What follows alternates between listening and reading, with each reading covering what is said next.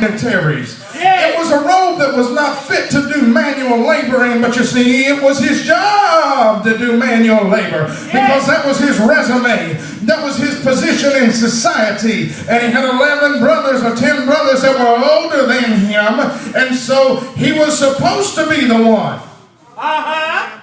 that did all the work. But Daddy gave him money counting clothes. And foreman clothes.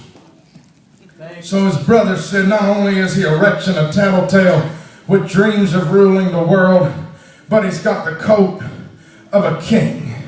All right, Lord. And Joseph said, don't worry about it. My father gave it to me. My father gave it to me. Next time you tell someone what God's given you in your destiny, remember two things. Number one, don't be stupid. Joseph was kind of stupid at that time in his life. He had a tendency to say things to people at the wrong time in the wrong way.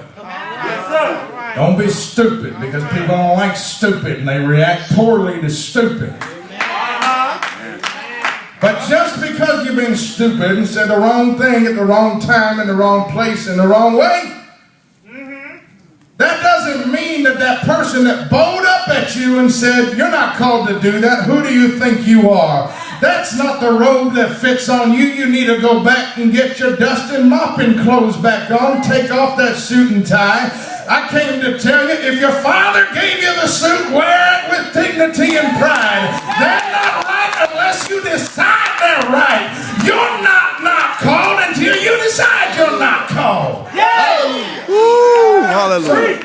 Hallelujah. They got so angry with him they wanted to kill him, but instead they sold him for the price of a slave into mercenaries bound for Egypt, away from the land of promise. Now just remember this, sometimes the pathway of the path to the promise lies in a different direction from the place of the promise.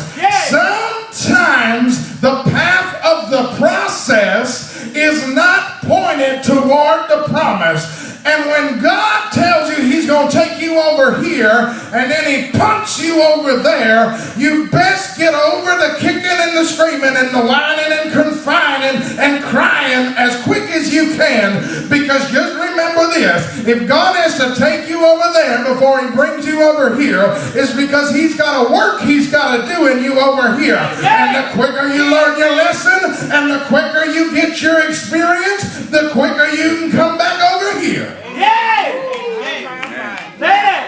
I touched a nerve. So God was with Joseph in Egypt. He was bought by a dignitary named Potiphar. He served Potiphar so well that he was set over all the affairs of his house, and he became an honored employee. It's interesting to note that Potiphar was a dignitary in Egypt, but he was the head of the executioners. That's what he's done. I wonder if I have anybody in here that could testify that when God elevates you, a lot of times he elevates you on the edge of a precipice where you are very well aware that if God doesn't keep me where he placed me, I'm just one wrong word away from total destruction. He said, God has elevated me and made me the head and not the tail, and I'm the head of the house in the head poncho of Egypt, but it's also his job to take my head if I lose my head. If God brings you up, he'll leave a reminder in your life that you better dance with who brung you, stick with who made